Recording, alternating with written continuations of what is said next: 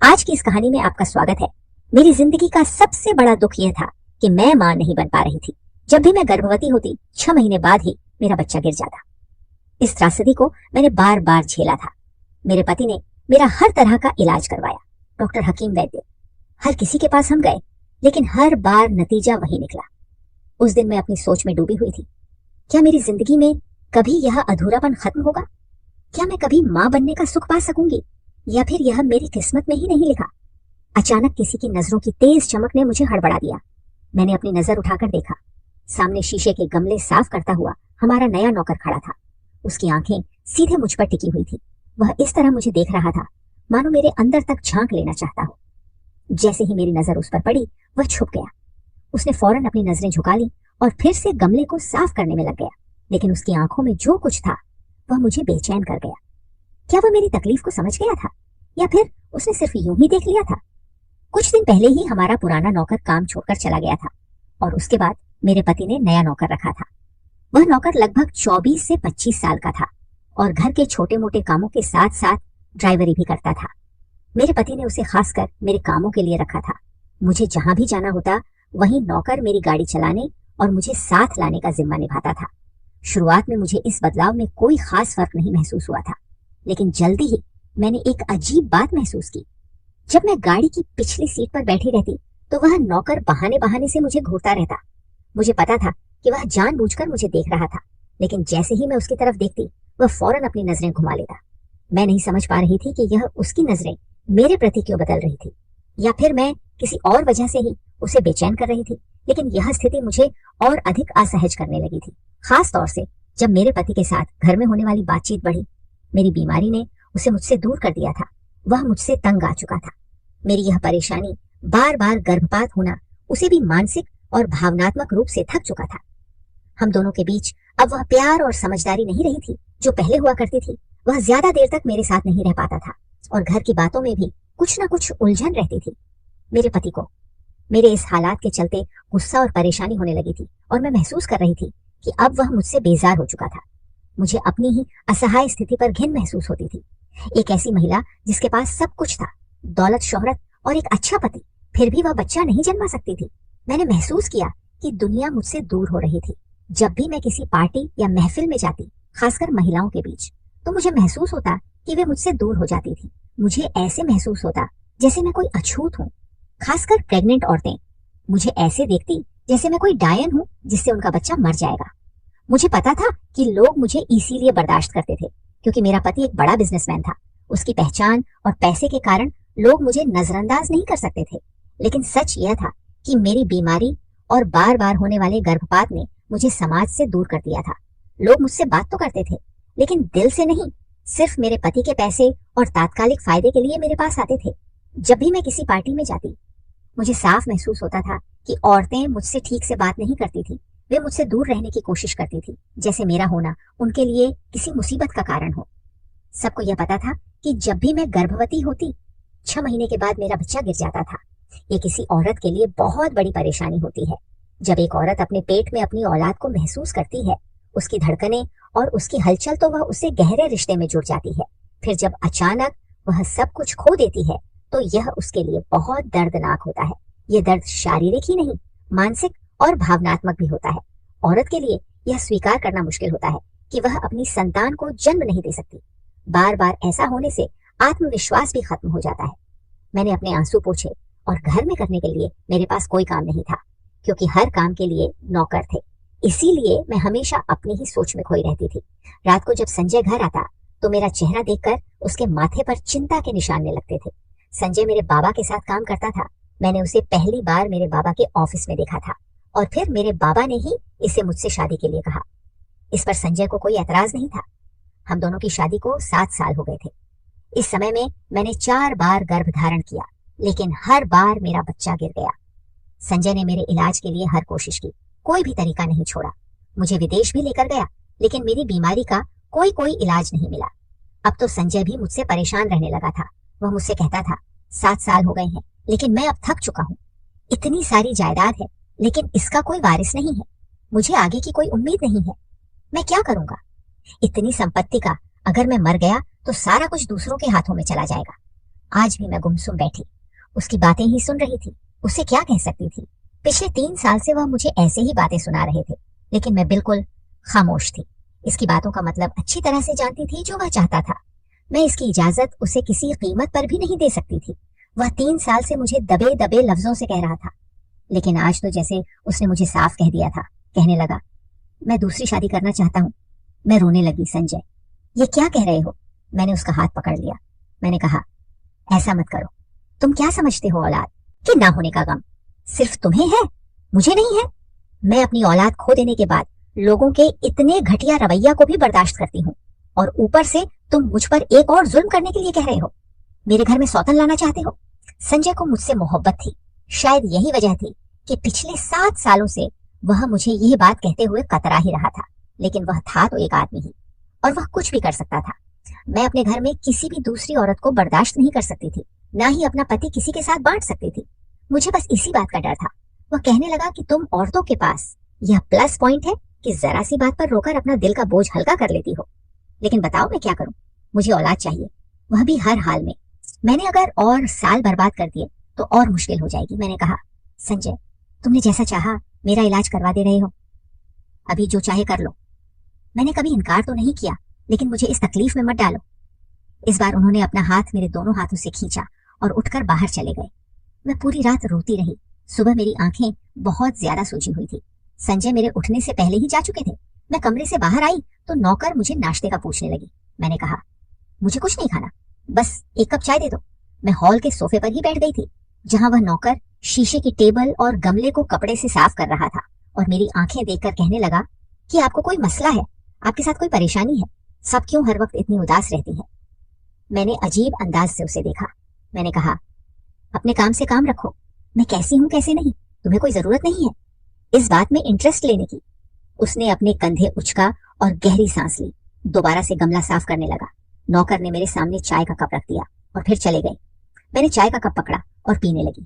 तभी वह कहने लगा, आप किसी से अपना गम बता दें तो हो सकता है ना आपकी परेशानी दूर हो जाए। उसकी यह बात मुझे चौंक आ गई। मुझे हैरानी हुई कि वह कैसे जानता था कि मुझे क्या परेशानी है, जबकि उसे तो अभी 1 महीना ही हुआ था। घर में काम करने आए। फिर मैंने सोचा कि शायद घर में इतने सारे नौकर ना रानियां हैं, किसी ने मुझे लेकर बात की होगी। फिर एक और ख्याल आया कि हो सकता है यह किसी पीर फकीर को जानता हो जो मेरी परेशानी का हल कर सकता है। मैंने उससे कहा, इधर आओ, जरा मेरी बात सुनो। मेरा यह कहना था कि शायद वह पहले से ही इस बात के इंतजार में था। फौरन ही उसने सफाई वाला कपड़ा एक तरफ रखा और मेरे पास जमीन पर आकर बैठ गया। मैंने हैरान होकर उससे पूछा, तुम्हें कैसे पता कि मुझे क्या परेशानी है और मैं क्यों इतनी उदास और परेशान रहती हूँ? मेरी बात सुनकर वह थोड़ी देर चुप रहा। फिर उसने धीरे से कहा, पता चल जाता है मुझे। मैम, मुझे आपका हाल देखकर बहुत दुख होता है। फिर वह थोड़ा रुककर बोला, यह बात आपकी नौकरानी ने मुझे बताई थी। मैंने उसकी बात सुनकर चुपचाप सिर झुकाया और फिर कहा, तुम्हारे पास इस परेशानी का क्या हल है? मेरी बात सुनते ही उसकी नजरें झुक गई। कुछ देर तक वह खामोश रहा। फिर उसने कहा, परेशानी का हल तो है, लेकिन आप शायद यह काम नहीं कर सकती। मेरे मन में इस बात से खलबली मच गई। मैंने उसे घूरते हुए कहा, ऐसा भी क्या काम है जो मैं नहीं कर सकती? तो मुझे बताओ। उसकी बातें मुझे चौंका रही थी और मैं जानना चाहती कि वह क्या बात करने जा रहा है। वह अचानक खड़ा हो गया और बोला, मैम, मुझे पूरा यकीन है कि आप वह काम नहीं कर सकती। यह कहते हुए वह बिना कुछ और बोले जल्दी से वहां से चला गया। मैं उसे जाते हुए देखती रही और मेरे मन में कई सवाल उमड़ रहे थे। भला ऐसा क्या काम हो सकता है जो मैं नहीं कर सकती? मेरे दिमाग में यह ख्याल आ रहा था और मैं खुद को उस सवाल के जवाब के लिए तैयार कर रही थी। मैंने कई बार कोशिश की थी, डॉक्टर से लेकर एम और यहाँ तक कि पीर फकीरों तक से इलाज करवाया था, लेकिन कोई भी इलाज मुझ पर असर नहीं करता था।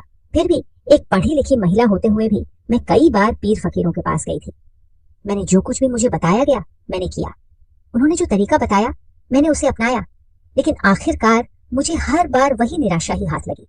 अब मुझे यह समझ में नहीं आ रहा था कि वह नौकर ऐसा क्या जानता था, और क्या वह सचमुच किसी हल के बारे में बात कर रहा था या फिर बस मुझे बहलाने की कोशिश कर रहा था। इंसान उम्मीद पर ही जिंदा रहता है, यही सच है। जब उसे लगता है कि शायद कोई रास्ता उसे दिखे तो उसकी उम्मीद फिर से जिंदा हो जाती है। मुझे भी उस वक्त एक नई उम्मीद से मिल गई थी। मैं सोचने लगी थी कि शायद वह नौकर मुझे जो इलाज बताना चाहता है वह मेरी परेशानी का हल हो। एक छोटी सी उम्मीद, एक छोटा सा विश्वास जो मेरे दिल में जागा था, वही मुझे हर दर्द और हर तकलीफ से बाहर निकालने का एक मौका दे सकता था। मैंने तय कर लिया था कि जो भी वह बताने वाला है मैं वह जरूर करूंगी। उस समय मुझे बस एक चीज की उम्मीद थी और वह थी मेरा इलाज। अब मेरे मन में एक नई उम्मीद पलने लगी थी और मैं उस रास्ते पर चलने को तैयार हो गई थी जिसे वह नौकर सुलझाने वाला था। लेकिन एक और परेशानी थी जो मुझे बहुत परेशान कर रही थी। वह परेशानी यह थी कि मेरे पति संजय ने मुझे खुद से दूसरी शादी करने की बात कही थी। उन्होंने कहा था कि अगर मैं अपने इलाज से ठीक नहीं होती तो वह औलाद के लिए दूसरी शादी करेंगे। यह बात मुझे अंदर से चीर रही थी।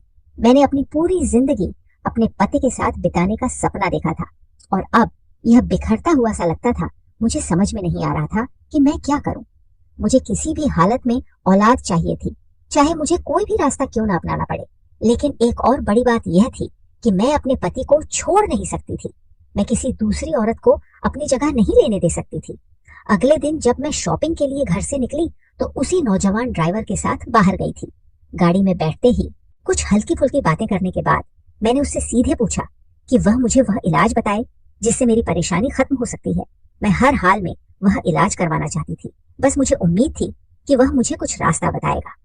वह थोड़ी देर तक चुप रहा, फिर उसने कहा, मैम, मैंने आपको पहले ही कहा है कि यह आपके बस का काम नहीं है। औरतें हर काम नहीं कर सकती। मैंने एक बार फिर से उसे यकीन दिलाया। क्या यह इलाज 100% मुझे औलाद दे सकता है? वह झिलकते हुए बोला, हाँ बिल्कुल हो सकता है, और इस पर तो मैं शर्त भी लगा सकता हूँ। उसकी बातों में ऐसा भरोसा था कि मैं सोचने लगी शायद यह सच हो। मैंने पूछा, क्या कोई बाबा है या कोई डॉक्टर या हकीम जो इसका इलाज करता हो? वह हंसते हुए बोला, नहीं, इन तीनों में से कोई भी नहीं। तुम इन तीनों के पास पहले ही जा चुकी हो और खाली हाथ लौटी हो। मेरे दिमाग में एक ही सवाल था, तो फिर यह इलाज किसके पास है? उसकी बातों से ऐसा लग रहा था जैसे वह मुझसे कुछ छुपा रहा हो। मैंने उसे बार बार पूछा कि वह मुझे आखिर वह इलाज बताता क्यों नहीं, लेकिन वह बार बार मेरी बात को टाल गया, जैसे उसे किसी से डर हो। जितना मैं उसे दबाव डालकर जानने की कोशिश करती, उतना ही वह मुझे टालने की कोशिश करता। उसकी चुप्पी और घबराहट से मुझे यह महसूस हो रहा था कि यह कोई साधारण इलाज नहीं है, कुछ तो अलग है। अब तो मैं दिन रात बस यही सोचती रहती कि वह मुझे किसी तरह से इलाज के बारे में बताए ताकि मेरा घर भी टूटने से बच जाए। आजकल मैंने देखा था कि संजय मुझे बिल्कुल भी बात नहीं कर रहा था। ऑन फिर से घर आता तो लैपटॉप लेकर बैठ जाता और उसके बाद मोबाइल पर कभी अपने दोस्तों से बात कर रहता तो कभी चैट करता रहता। अगर मैं इससे कोई बात शुरू भी करती तो वह मुंह बनाते हुए कमरे से बाहर निकल जाता। लेकिन इसके बाद जो मैंने देखा, मेरे पैरों के नीचे से जमीन ही निकल गई। आज भी मैं उस ड्राइवर के साथ एक शॉपिंग मॉल पर गई थी जहां मैंने संजय को एक खूबसूरत सी लड़की के साथ बैठे देखा था। वह इस लड़की को शॉपिंग करवा रहा था। इसे देखकर तो मेरे जैसे होश उड़ गए थे। ये संजय की वही सेक्रेटरी थी। वह नौकर भी मेरे साथ था। मेरे चेहरे की उड़ी हुई रंगत देख रहा था। संजय और वह लड़की कुछ कदम के फैसले पर मेरे सामने एक शॉप के अंदर खड़े हंस रहे थे, बातें कर रहे थे। वह लड़की अपने लिए कपड़े पसंद कर रही थी और संजय से पूछ रही थी कि वह कौन से कपड़े ले। और मुझे लगा कि जैसे मैं खड़ी खड़ी पागल हो चुकी हूँ, मेरे अंदर से कोई चीज छीन सी गई हो। मेरे अंदर से कोई चीज अचानक से टूटी थी, लेकिन वह मेरा पति था। फिर मैंने उससे मोहब्बत भी बहुत ज्यादा की थी। इसके साथ मैं किसी भी लड़की को बर्दाश्त नहीं कर सकती थी। मुझे याद है जब मेरी शादी हुई थी तो शादी से पहले संजय की ही पर्सनल सेक्रेटरी थी, लेकिन मैं आते ही इस लड़की की छुट्टी करवा दी थी। मैंने कहा था, संजय तुम अपनी सेक्रेटरी किसी मेल को रखो, मैं तुम्हारे साथ किसी भी फीमेल को बर्दाश्त नहीं कर सकती थी। इस वक्त तो संजय ने मेरी बात मान ली थी, लेकिन इस लड़की के साथ देखकर मेरे होश उड़ गए थे। दिल में अजीबोगरीब ख्यालात से उठने लगे थे। मैंने अपने शॉपिंग बैग वहीं फेंका और तेज कदमों से चलती हुई संजय और इस लड़की के सामने खड़ी हो गई। मुझे देखकर वह दोनों ही चौंके थे। मैंने कहा, संजय यह कौन है? मेरा लहजा बहुत ही ज्यादा गुस्से भरा था। संजय ने कहा, अभी तुम घर जाओ, मैं घर आकर बात करूंगा। मैंने उसे कहा, नहीं, मुझे अभी बताओ यह कौन है? तुम कैसे किसी लड़की के साथ बाजारों में घूम फिर सकते हो? तुम मेरे पति हो और मेरे लिए तो तुम्हारे पास वक्त नहीं होता। जब भी मैं तुम्हें अपने साथ शॉपिंग के लिए कहती हूँ तो तुम मुझे मना कर देते हो कि तुम बिजी हो, और इस लड़के के साथ घूमने फिरने के लिए तुम्हारे पास टाइम है। मेरा गुस्सा 7वें आसमान पर था। मेरा लहजा भी तेज होने लगा। बहुत से आते जाते लोग मुझे और संजय को देख रहे थे। संजय ने जब चारों तरफ देखा तो मुझे गुस्से से घूरने लगा। मुझे कहने लगा कि बाजार में तमाशा मत लगाओ और घर जाओ। मैंने कहा, क्यों मैं घर जाऊं? यह कौन है तुम्हारे साथ? तुम इसे नौकरी से निकाल चुके थे। फिर इस लड़की को गुस्से से कहा कि निक तुम यहाँ से, और अगर दोबारा तुम संजय के साथ नजर आई तो मैं तुम्हारा गला दबाकर तुम्हें जान से मार डालूंगी। मुझे ना तो अपने गुस्से की परवाह थी, ना इस बात का होश था कि मैं इस वक्त ऐसी जगह पर खड़ी हूँ जहां लोग मुझे देख रहे हैं। मुझे तो बस वह लड़की संजय के साथ खड़ी हुई बर्दाश्त नहीं हो रही थी। मेरी बात सुनकर वह लड़की फौरन वहां से चली गई। इसके बाद संजय ने मुझे बाजू से पकड़ा और मुझे मॉल से बाहर ले आया। वह नौजवान लड़का भी हमारे पीछे पीछे पीछे आने लगा। संजय ने मुझे गाड़ी का पिछला दरवाजा खोलकर अंदर की तरफ धकेल दिया और खुद ही मेरे बराबर में बैठ गया और इस लड़के से कहने लगा, गाड़ी चलाओ। वह चुपचाप गाड़ी चलाने लगा। मैं रोने लगी। मैंने कहा कि संजय, मैं तुम्हें किसी कीमत पर दूसरी शादी नहीं करने दूंगी। संजय मुझे जहर भरी नजरों से देख रहा था और गुस्से से कहने लगा कि तुमने पहले ही मेरा शॉपिंग मॉल पर बहुत तमाशा बना दिया है। गाड़ी में चुपचाप बैठी रहो, वरना यह ना हो कि मेरा तुम पर हाथ उठ जाए। संजय का यह कहना था कि गाड़ी को एकदम ब्रेक लगी थी। झटके से गाड़ी रोकने की वजह से मैं और संजय आगे की तरफ आ चुके थे। संजय इस लड़के से कहने लगा, क्या तुम पागल हो गए हो? गाड़ी क्यों रोकी है तुमने? वह पीछे पलट कर देखने लगा। कहने लगा, साहब जी, औरत से ऐसी बातें नहीं करते। मैडम परेशान है आप, उन्हें आराम से भी समझा सकते हैं। मैं ये नहीं समझ पा रही थी कि इसने संजय से ऐसा क्यों कहा। यह मेरा और संजय का मामला था, वह कौन होता है? ये सब कहने वाला यही हाल संजय का भी था। इससे पहले ही मुझ पर गुस्सा था और नौकर से कहने लगा, अपनी औकात मत भूलो, तुम मुझे सिखाओ। कहा कि मुझे अपनी बीवी से कैसी बात करनी है। अपने काम से काम रखो और गाड़ी चलाओ। वह लड़का भी काफी गुस्से में था। उसने इस बार बड़ी तेज स्पीड में गाड़ी चलाई थी। जैसे ही हम बंगले के अंदर दाखिल हुए, संजय मुझे कमरे में ले गए। कहने लगे, क्या चाहती हो तुम? अगर तुमने ऐसा ही तमाशा लगाए रखा तो मैं सचमुच शादी करके किसी लड़की को यहाँ ले आऊंगा। मैंने कहा कि मत भूलो कि जिस जायदाद पर तुम इतना अकड़ रहे हो, ये सब मेरी है। ये बिजनेस मेरा है, ये बंगला भी मेरा है। आज तक मैंने संजय से यह बात नहीं जताई थी, लेकिन अब जता रही थी। मैंने कहा, तुम शायद भूल चुके हो कि तुम मेरे बाबा के साथ काम करते थे। मेरे मुंह से सुनकर वह कहने लगा कि बड़ा घमंड है तुम्हें अपने पैसे पर, इस घर पर। फिर वह मेरे पास आए और चिल्लाकर कहने लगे, तुमने मुझे दिया ही क्या है? एक औलाद तक तो तुम मुझे दे नहीं सकती, तुम्हें अपने पैसे पर इतना ही घमंड है? तो ठीक है, मैं तुम्हें तलाक देता हूँ। यह सुनकर तो मुझे लगा कि मुझ पर किसी ने आसमान गिरा दिया हो। मैं संजय से कोई भी उम्मीद कर सकती थी, लेकिन तलाक की तो हरगिज नहीं। मिनट में ही उसने मुझे तलाक दे दी और चला गया। कहने लगा, संभालो अपना घर और अपना कारोबार में भी देखता हूँ तुम कैसे सब कुछ संभालती हो। मुझे पैसों की कमी नहीं है, मैं बहुत पैसे बना चुका हूँ। यह कहकर वह घर से निकल गया और मैं यूं खड़ी थी जैसे कोई पत्थर की मूरत हो। मुझे सदमा ही बर्दाश्त नहीं हुआ। मैं वहीं गिर के बेहोश हो गई। जब मुझे होश आया तो मैं अपने बेड पर लेटी थी और डॉक्टर मुझे चेक कर रहे थे। वह नौकर और घर की नौकरानी भी मेरे कमरे में मौजूद थे। डॉक्टर ने मुझे होश में देखा तो पूछने लगे कि आपको क्या हुआ था। मैं इसे क्या बताती कि मैं क्या खो चुकी थी। मैंने कोई जवाब नहीं दिया। डेड कुछ दवाई लिखकर कहने लगे कि यह दवाई मंगा लो, आप ठीक हो जाएगी। डॉक्टर घर से जा चुके थे। इस लड़के ने इस घर की नौकरानी से कहा कि मैडम के लिए फ्रेश जूस लेकर आओ। वह नौकरानी भी कमरे से बाहर निकल गई। वह लड़का चलता हुआ मेरे पास आ गया। कहने लगा, मुझे पता है आप बहुत बड़े सदमे से गुजर रही हैं। यह बात सुनकर मैंने हैरत से उसकी तरफ देखा था। वह कैसे जानता था? क्योंकि जो बातें संजय ने मुझे कही थी वह कमरे में कही थी। मैंने उन्हें कहा कि तुम यह सब कैसे जानते हो? मेरा लहजा बिल्कुल टूटा हुआ सा था। कहने लगा कि मुझे आपकी फिक्र थी, इसलिए मैं लच में आ गया था और आपके कमरे के पास खड़ा हो गया था, क्योंकि साहिब जी भी गुस्से में थे और आप भी। मुझे डर था कि साहब जी कहीं आप पर हाथ ना उठाए, इसलिए आपके बीच होने वाली बातें मैं सुन चुका था। मैं रोने लगी। मैंने कहा, अगर मेरी औलाद होती तो संजय मुझे कभी ना छोड़ता। वह कहने लगा कि अगर आप इलाज कराए तो आपको औलाद हो सकती है। मैंने कहा, अब मैं क्या करूंगी? कैसे इलाज करवाऊंगी और किसके पास जाऊंगी? संजय ने तो मुझे तलाक दे दिया है। वह थोड़ी देर चुप रहा, फिर उसने कहा, आप मुझसे शादी कर ले, आपको आपके हर सवाल का जवाब मिल जाएगा और औलाद भी मिल जाएगी। यह सुनकर मैं हैरान रह गई। पहले जब मैंने उससे इलाज के बारे में पूछा था तो वह हमेशा इनकार करता रहा था। अब जब संजय ने मुझे तलाक दे दिया है तो वह कह रहा था कि अगर मैं उससे शादी कर लूं तो मुझे औलाद भी हो जाएगी। मेरे सिर में उसकी बातों का गूंजने लगा था। क्या यह सच हो सकता था? मेरी पूरी दुनिया जैसे उलझ सी गई थी। मैंने उसे कमरे से बाहर भेज दिया, लेकिन पूरा दिन यही सोचते हुए बीत गया कि क्या यह सही होगा। अगर मैं उसकी बात मान लूं तो क्या मुझे औलाद मिल सकती है? गुस्से में आकर संजय ने मुझे तलाक दे दिया था, लेकिन अगर यह लड़का सही में मुझे औलाद दे सकता है तो शायद कोई हर्ज नहीं होगा। अगर मुझे औलाद मिल गई तो मैं उससे तलाक ले लूंगी और फिर से संजय से शादी कर लूंगी। संजय को भी तो सिर्फ औलाद चाहिए थी और अगर वह मुझे मिल जाती तो वह मुझे अपना लेंगे, क्योंकि उनकी चाहत वही थी। लेकिन इस सब के बीच मुझे एक सवाल परेशान कर रहा था। क्या मुझे सच में इस लड़के पर भरोसा करना चाहिए और उसकी शर्त माननी चाहिए? मैंने इस नौकर से कहा। मुझे तुमसे शादी करने में कोई दिक्कत नहीं है। यह सुनकर वह खुशी से झूम उठा। उसी शाम मेरी शादी सोहन से हो गई थी, जिसका नाम आज मुझे पहली बार पता चला। मैं बहुत ज्यादा तैयार नहीं हुई थी, क्योंकि यह मेरी कोई ख्वाहिश नहीं थी, बल्कि यह तो एक मजबूरी की शादी थी। रात को जब वह मेरे कमरे में आया तो मेरा दिल तेजी से धड़कने लगा, लेकिन यह डर की धड़कन थी, मोहब्बत से नहीं। एक औरत के लिए अपनी जिंदगी में किसी दूसरे आदमी को शामिल करना शायद बहुत मुश्किल होता है, और मैं भी उसी दर्द और परेशानी से गुजर रही थी। बस वह अपना हक मुझसे सूल चुका था और मुझे उस रात सब कुछ अजनबी सा महसूस हो रहा था।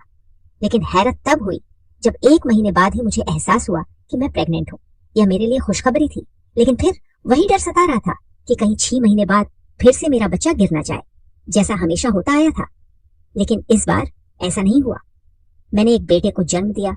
मैं बहुत खुश थी, लेकिन फिर से वही सवाल मेरे दिमाग में चलने लगे थे। आखिर उसने मुझसे ऐसा क्या किया कि इस बार मुझे एक जिंदा बच्चा हुआ है? क्या यह उसकी कोई किसी तरह की चाल थी? क्या मुझे इस बात पर यकीन करना चाहिए कि सोहन ने सच में कुछ किया था, या फिर यह सिर्फ एक इत्तेफाक था? मैंने सोहन से इस बात का जिक्र किया तो वह मुस्कुराकर कहने लगा, आपको औलाद चाहिए थी, वह मिल गई है, तो फिर क्यों परेशान हो रही है? उसकी बातें सुनकर मेरा दिल और भी ज्यादा उलझन में पड़ गया। मैंने फिर कहा, ऐसा करो, मुझे तलाक दे दो, मैं तुम्हारे साथ नहीं रहना चाहती हूँ। यह सुनकर उसने मुझे बड़े गुस्से से देखा। मैंने फिर कहा, मैं संजय से मोहब्बत करती हूँ। मैंने तुमसे सिर्फ औलाद के लिए शादी की थी। मैं देखना चाहती थी कि क्या वाकई तुमसे शादी करने से मुझे औलाद हो जाएगी, क्या मैं माँ बन सकती हूँ या नहीं। और अब मैं माँ बन गई हूँ, अब मुझे तुम्हारे साथ नहीं रहना है। वह मुझे बड़े गुस्से से देखता रहा, फिर बोला, जिस धोखेबाज के साथ आप रह रही थी वह खुद ही आपसे नहीं चाहता था। हर 6 महीने बाद वह आपको ऐसी दवा देता था जिससे आपका बच्चा खत्म हो जाए। यह सुनकर मैं हैरत से उसे देखने लगी। मैंने कहा, तुम झूठ बोल रहे हो। वह कहने लगा, मैं सच कह रहा हूँ। आपके पति ने आपसे सिर्फ पैसों के लालच में शादी की थी। उनके पास जरिया कम था और वह एक कामयाब बिजनेसमैन बनना चाहते थे, लेकिन आपको वह सिर्फ एक साधन की तरह इस्तेमाल कर रहे थे। वह आपसे मोहब्बत नहीं करते थे। मोहब्बत तो उस लड़की से करते थे जिसे आपने मॉल में उनके साथ देखा था। आपके पति ने सिर्फ आपके पैसे का इस्तेमाल किया है और इस पैसे से उन्होंने ठीक ठाक रकम इकट्ठी कर ली है। आपको ना तो औलाद चाहिए थी और ना ही आपका साथ चाहिए था। उसकी बातें मेरे लिए एक झटका जैसी थी। मैं पूरी तरह से हिल चुकी थी, क्योंकि जो कुछ भी उसने कहा वो बहुत चौंकाने वाला था। मुझे यकीन नहीं हो रहा था कि जो इंसान में अपने साथ था वह इतना झूठा और बेरहम हो सकता है। उसने मुझे फोन थमा दिया जिसमें एक वीडियो थी। वीडियो में अजय फोन पर उस लड़की से बातें कर रहा था और वह कह रहा था, अब मैं कामयाब हो गया हूँ। मेरे पास इतनी दौलत है कि अब ना तो मुझे तुम्हारी जरूरत है और ना ही तुम्हारे किसी एहसान की। सोहन कहने लगा। यह सब बातें मैंने जब भी यहाँ नौकरी शुरू की थी तब सुनी थी, इसलिए मुझे आपसे हमदर्दी हो गई थी। कब यह हमदर्दी प्यार में बदल गई मुझे खुद भी नहीं पता। आप बिल्कुल ठीक कह रहे हैं, आपका पति ही आपके साथ वफादार नहीं था। अब क्या आप इस आदमी के साथ रहना चाहती हैं? सोहन यह कहकर कमरे से बाहर चला गया। मैं उसकी बातों पर सोचने लगी और फिर महसूस किया कि मेरी जिंदगी में अब कुछ बदलाव आ गया था। अब मैं उसी के साथ रहने लगी थी, क्योंकि जो आदमी मेरे साथ जबरदस्ती नहीं रहना चाहता था उसके साथ रहने का कोई फायदा नहीं था। मेरे लिए यह फैसला आसान नहीं था, लेकिन जब इंसान खुद को नजरअंदाज कर चुका हो तो उसे किसी और के साथ रहकर अपना जीवन फिर से संजीवनी देना सबसे सही रास्ता लगता है। सोहन ने मुझे समझा, मुझे सहारा दिया और अब मैंने महसूस किया कि शायद मेरे लिए यही सही था। कहानी का यह मोड़ मेरे लिए एक बड़ी शिक्षा लेकर आया। मैंने सीखा कि हमें कभी भी अपने आत्मसम्मान और खुशियों को दूसरों की उम्मीदों पर नहीं छोड़ना चाहिए। हम अपनी जिंदगी के फैसले खुद लें, क्योंकि सिर्फ हम ही जानते हैं कि हमें क्या चाहिए और हमारे लिए क्या सही है। जब मैं संजय से प्यार करती थी तब मैंने अपनी पहचान को खो दिया था। मैं सोचती थी कि अगर मैं औलाद पैदा कर सकती हूँ तो सब ठीक हो जाएगा, लेकिन मैंने महसूस किया कि खुद के लिए जीने का मतलब किसी को साबित करने का नहीं होता, बल्कि खुद से प्यार करने का होता है। सोहन से शादी करने के बाद मुझे यह समझ में आया कि किसी के साथ रहने का मतलब यह नहीं होता कि हमें अपनी जिंदगी के बाकी हिस्सों को समझौते के रूप में जीना पड़े। हमें अपने हक में फैसले लेने का अधिकार होता है और हमें उन फैसलों पर अडिग रहना चाहिए जो हमारी खुशियों के लिए बेहतर हो। मैंने यह भी सीखा कि किसी के साथ धोखा खा जाने का मतलब यह नहीं होता कि हम अपनी पूरी जिंदगी किसी के साथ बर्बाद कर दें। हमें अपने आत्मसम्मान को हमेशा प्राथमिकता देनी चाहिए और जब कोई रिश्ते में नहीं रहना चाहता तो हमें उसे छोड़ने का साहस जुटाना चाहिए। यह कहानी मुझे यह भी सिखाती है कि जीवन में संघर्ष और परेशानी से निकलने के बाद हमें अपने आपको पहले से ज्यादा प्यार करना चाहिए। यह खुद से प्यार करने का समय होता है और यही वह बिंदु होता है जहां हम अपनी खुशियों को खोज सकते हैं। तो दोस्तों, आपको यह कहानी कैसी लगी कमेंट करके जरूर बताएं। अगर आपको यह कहानी पसंद आई हो तो इसे लाइक करें और अपने दोस्तों के साथ शेयर करें। आगे भी ऐसी ही रोमांचक कहानियों के लिए हमारे चैनल को सब्सक्राइब करें और बेल आइकन दबाना ना भूलें ताकि आप हमारी कोई भी कहानी मिस ना करें। धन्यवाद।